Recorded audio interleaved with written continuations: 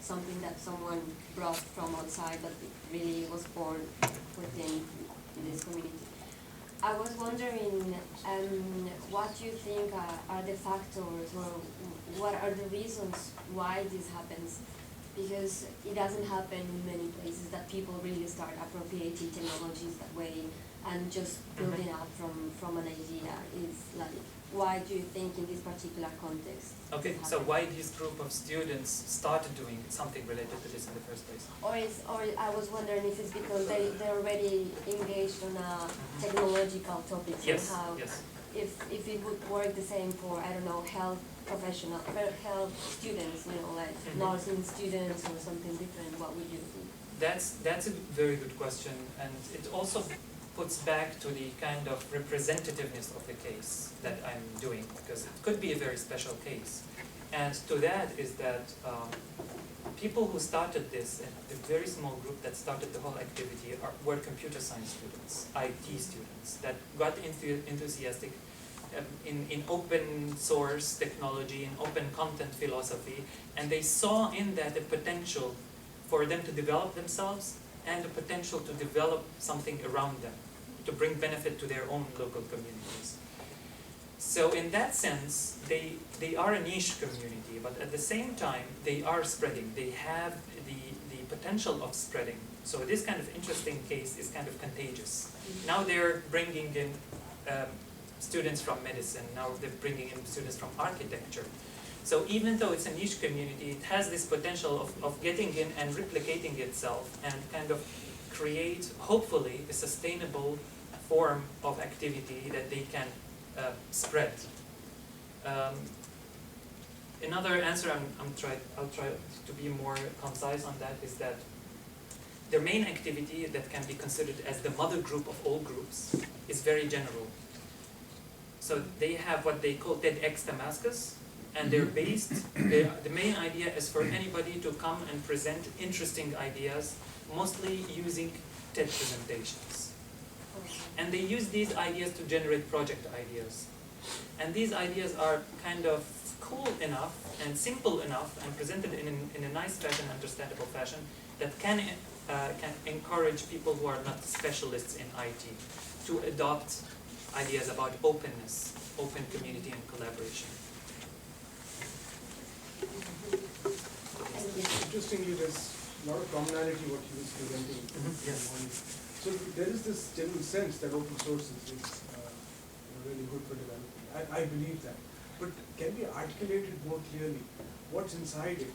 What are these inherent properties of open source that are good for, or definitionally speaking, as Devendra was saying, so what about ICT for development?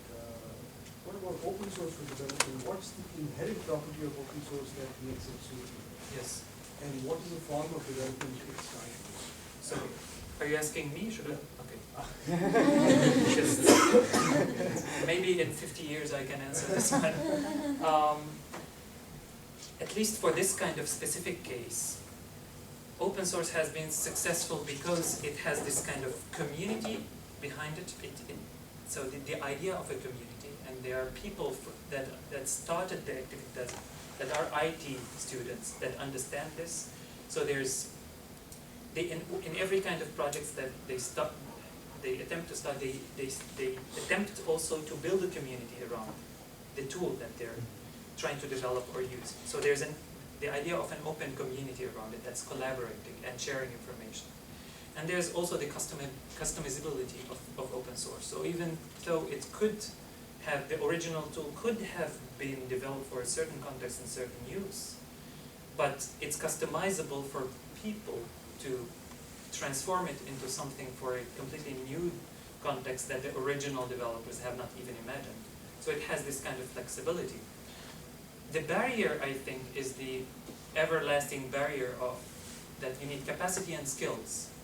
But these IT students are finding ways to overcome this through community building. Through building a core community that collaborates on something and then starts to spread into non-specialist communities, get them buy into the idea of open source, and now you have medicine students interested in social media for new healthcare systems. So, how to generalize over this, I think these are just seeds of the answer. But to generalize, I have to juxtapose with many other cases. What is the licensing they deploy for Arduino? Is it It's the Creative Commons. oh, it's not a version of GPL? No, in the I think it, it's much more simplified. You can it answer is, that but actually Fab Lab is a worldwide phenomenon. It's also in the Netherlands. So these designs can be made by anyone who has, let's say, the resources. You need some kind of electronics, basic components, and you can make it. But if you make a new design, you share it with the community. So there are similarities in the way the GPL is written, and things which are for software can be applied for hardware as well. So looking at what you do with the community. But an essential part you put already in place is that open source here is, and open hardware or open software is connected to some features of social networks which are saying that the openness of both sides, it more or less enhances each other. Yeah. And the collaboration, the crowdsourcing effect, the co-creation effect. So that's the reason why I think there is a kind of interference of how interference physical, two waves who are colliding, and it strengthens each other. See, the Creative Commons doesn't provide patenting, No. but GPL does. Yeah. So if some of your school children decided, or students decided they want to patent this, what stops them at this point? The commitment. So there Because is no legal- there is, at least up so far until now, the community is really strongly ideological towards open source. Oh, wait, what if our friend who uses Microsoft, he decides to patent what's the design out there, what's stopping him? I don't know. There are laws implied, like who with prior knowledge, etc., all these things. But by the way, open source doesn't mean there is no business model. For instance, Red Hat is I'm earning money. talking about the IP part of it. No, I Yeah. am familiar with that. This is very problematic.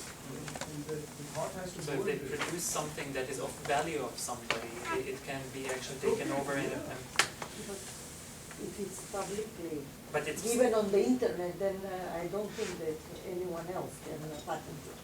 And still, because it happened in the early days of internet. Everything, people thought that it's easy to steal somebody, but then the whole community will go against this person that tries to steal because it's public. So I don't think anyone would dare even to patent something that somebody else has done.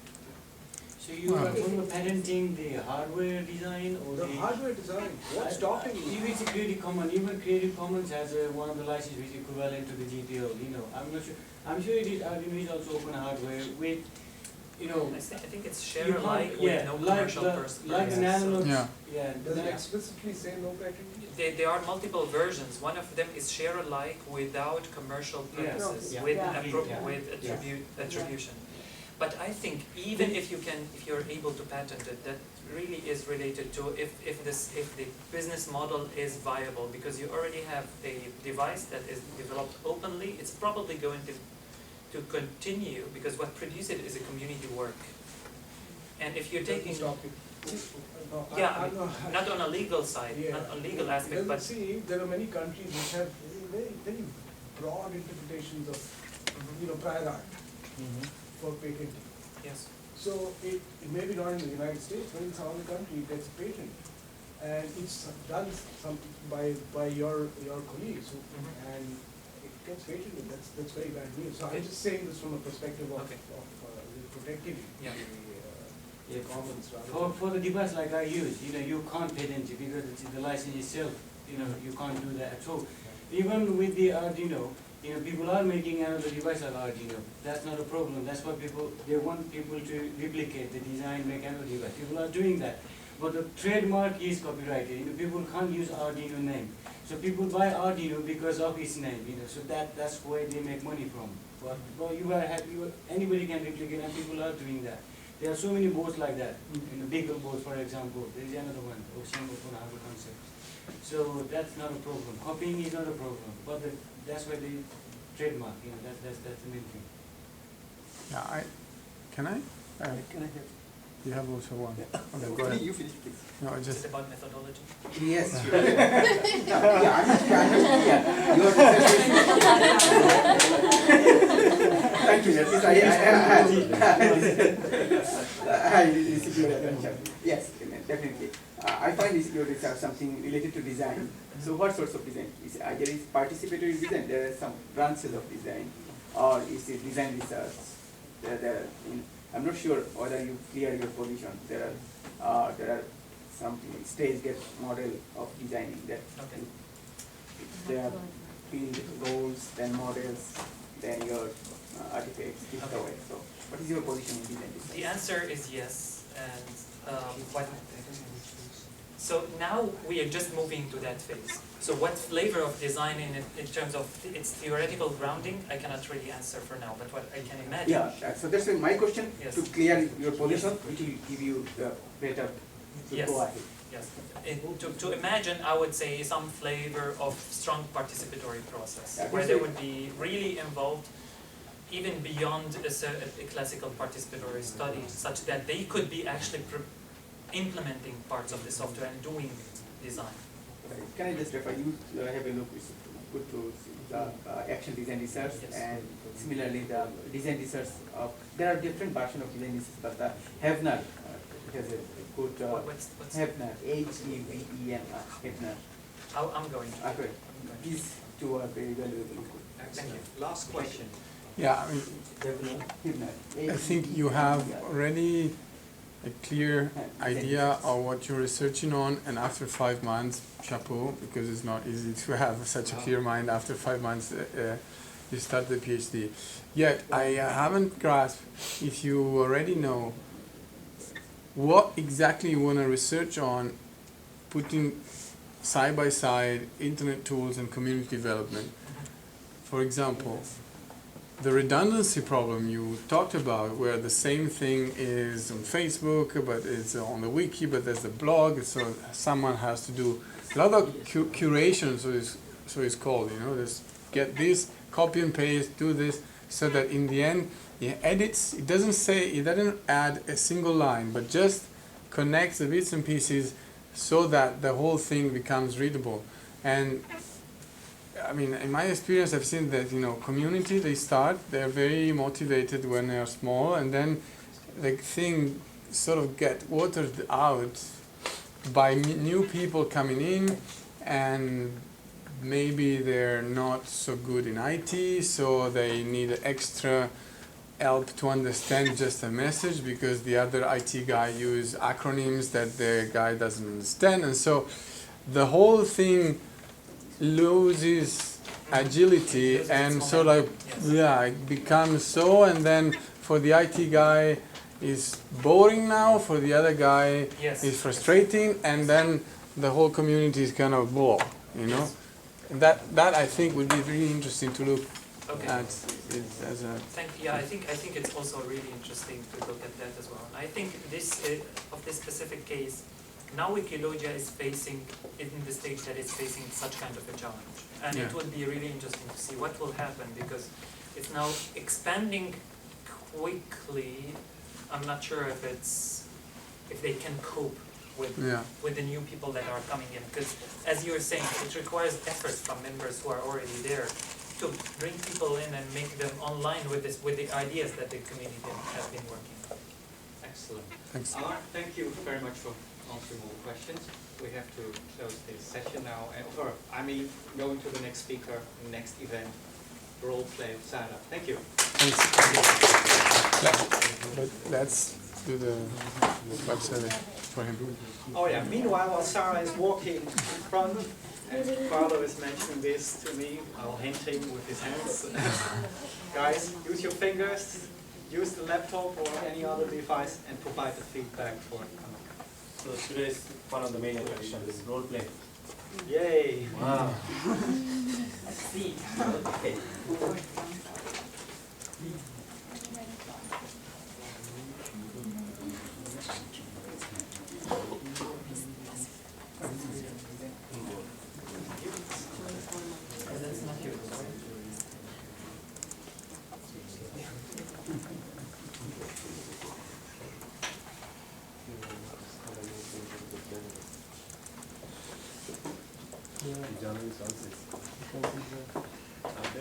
Yeah. I'm here with the next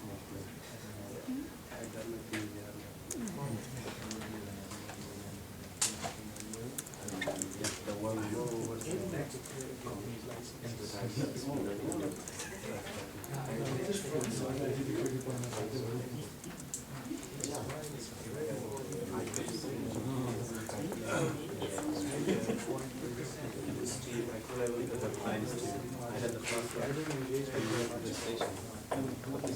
Okay. Who is still writing the feedback? Paolo and Yes. some other. So you're saying that none of the creative commons. So please don't forget to provide your feedback. Yeah, take your time. Just let's take the time to do that well. Okay.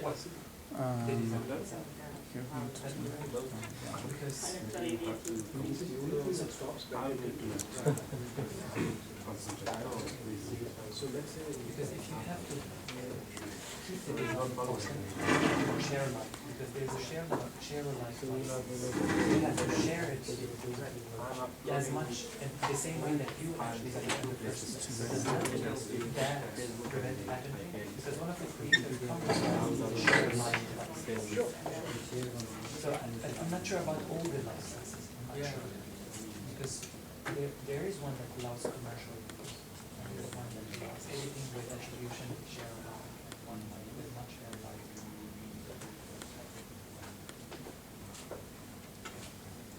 Because with the Arduino case, for example, yes, I mentioned To the FatLab cases, 3D printers of a design, which you cannot be are they patented. also for creative commons? Yes. So there are companies that take the design, but they cannot patent it. They can reproduce it and get their business model supported by the money from the support. What they do is they make, for instance, a design for instance, a friend of mine, he's working on Philips and now he's a part-time freelance designer. He makes actually this protection thing for mine, I can't he makes a 3D printer. And he earns money by selling these online. So 3D printed for free, FatLab, make your own design and then get for your design. Yeah. As a jeweler.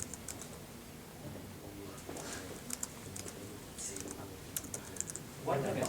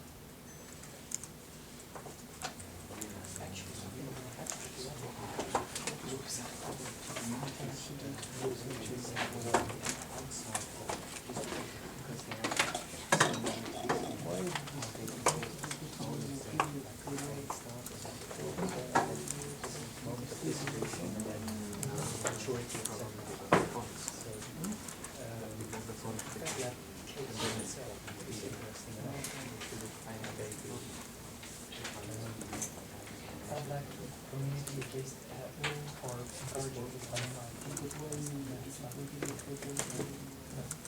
now there are multiple labs that are across the world. European nations and everywhere. Yes.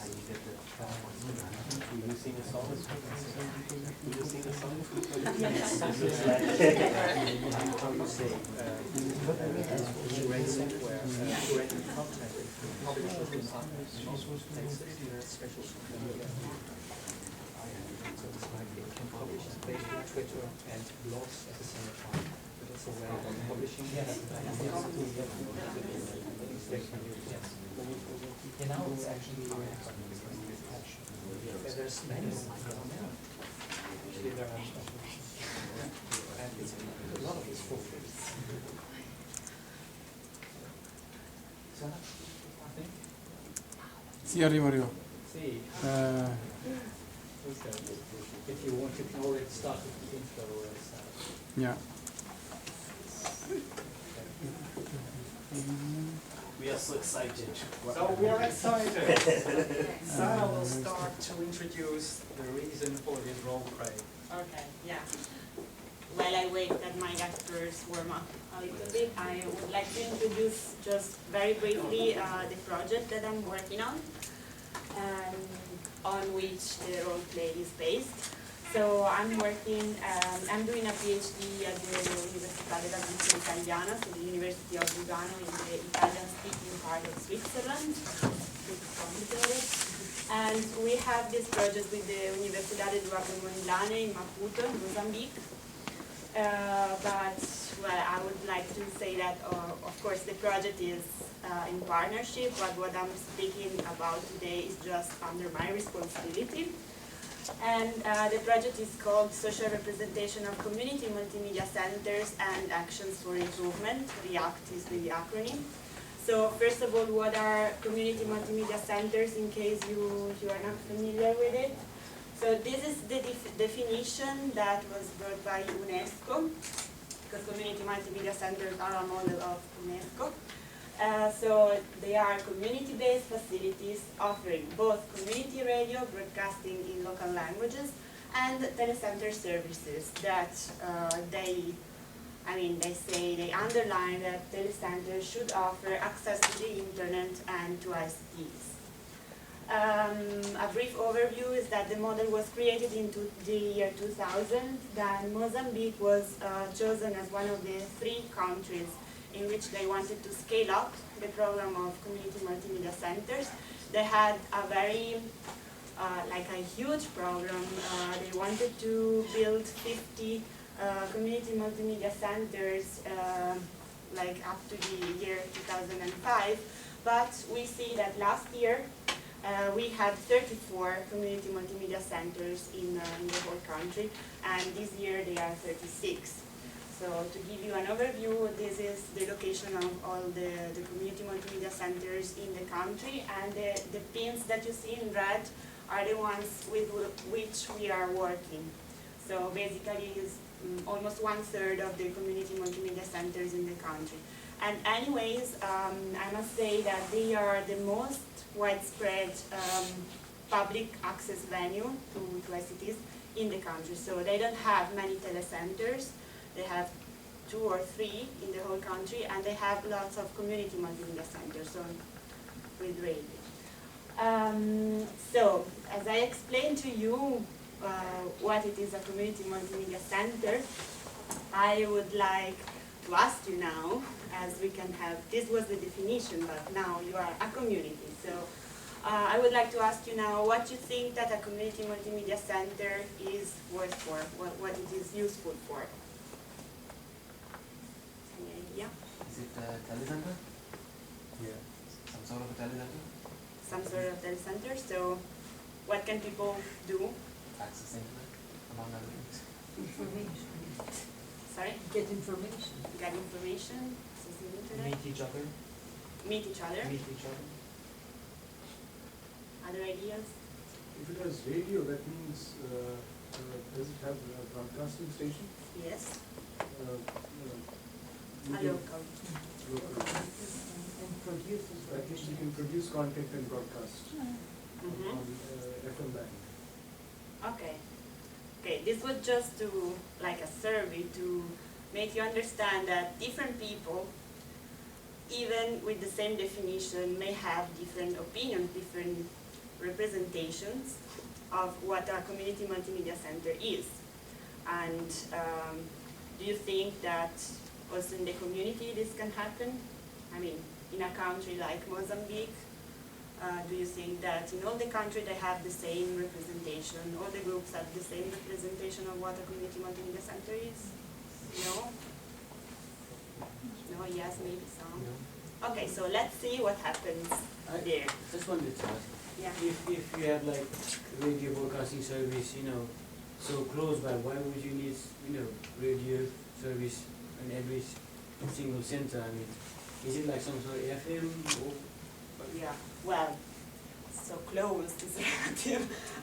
Actually, even this is not an area that is very, very small. No, I was just wondering, why would you need so many radio Okay, services cool. in every single in everything, because these are community radios. Community radios are local but also community. So it's like the radio of each single community. It is true that sometimes one radio can broadcast also to other villages, let's say, but normally the array is in between 50 and 150 kilometers. Okay.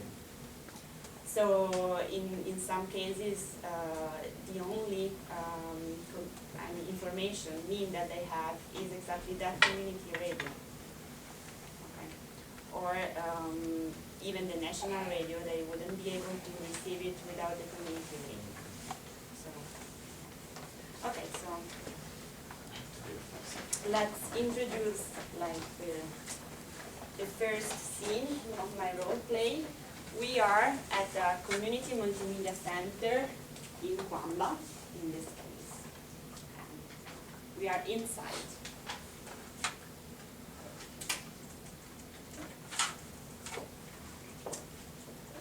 Hello. Hello. We wanted to access the internet and as well photocopy something. Oh, yeah. Well, I can help you with the photocopies, but you know the internet is broken today.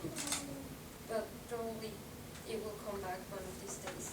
I'm not very sure. So I'm gonna make the photocopies for you. Okay.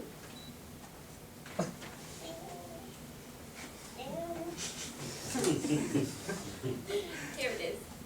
Is half grown. So when will you're saying the internet will be available tomorrow? Yeah, maybe. Well, we don't know yet because there was a thunderstorm, so it's all broken. But maybe after.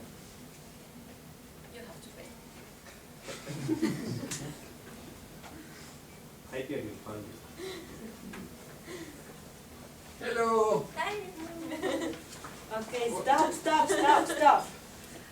I'm really interested in what they really think, these people. So I would like to make them some questions, to ask them some questions, and to each of them the same question. And let's compare a little bit what they really think. So let's start from the staff member.